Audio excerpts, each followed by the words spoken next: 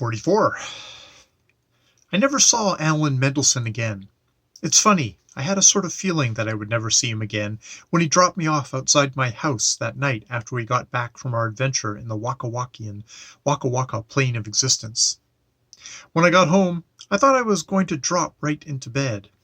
But I got a sort of second wind. I ate my supper, listened to my parents holler at me for staying out too late, and then I felt wide awake. There was nothing in particular I wanted to do. I just sort of ran over the details of my adventure with Aln Mndlshn and watched television with my family. On Saturday nights, I am allowed to stay up late, so I got to watch the late news. It was some late news. It seems that in the course of the evening, hundreds and thousands of people had called the television station, the police, the Air Force, the mayor, the White House, and each other to report UFO sightings. Now, these were not your usual lights in the sky. This was a real spaceship. They could see the rivets in the hull, scratches in the metal. They could even see into the windows. They could see these guys wearing green sweaters inside, working the controls. Lots of people had snapped pictures of the spaceship, which had hovered over the housetops of Hogborough and West Kangaroo Park for almost an hour. A couple of times the spaceship had seemed to land.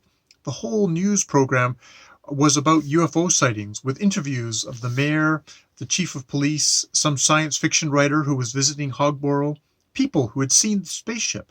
Everybody. My mother was scared. My father thought it was a publicity stunt for some movie. I thought it was real, just a spaceship visiting Hogborough. We had a big discussion about it. In the end, my father convinced my mother, which was good for me, because at one point she had made up her mind not to let me go out of the house anymore. I didn't convince anybody. My father said that if spaceship were real, it would belong to the good old United States, and when the White House was called, the president would have explained the whole thing. He was absolutely sure that the whole thing was just a promotion for some space movie that would be coming to local theaters in a week or two. It was nice to have a family discussion, even if my parents were completely wrong about everything. We usually didn't have anything to talk about. In the morning, I wanted to hear what Aln Mndlshn would have said about the spaceship, although, as I said, I had this funny feeling that Aln Mndlshn was gone. It was just a feeling, though. I didn't have any reason to believe it was true.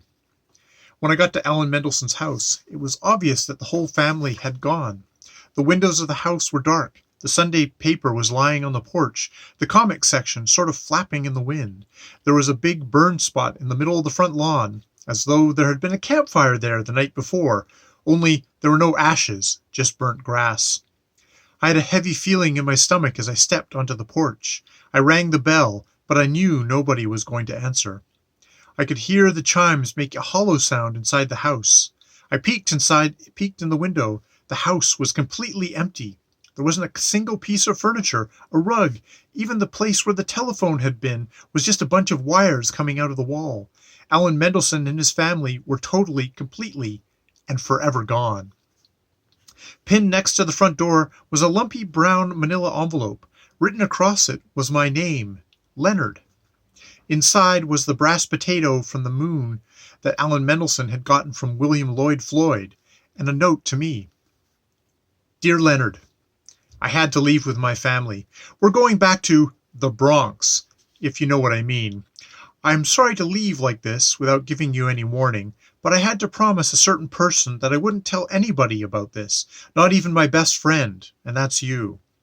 The certain person, I had to promise not to mention his name, but he's sort of a high commissioner of a certain place. You've seen him. I'll try to get a note to you sometime, but it isn't easy to get mail from the Bronx to this place. In the meantime, please don't forget about your old friend, Aln Mndlshn. P.S. The Fleejix is much better where I'm going.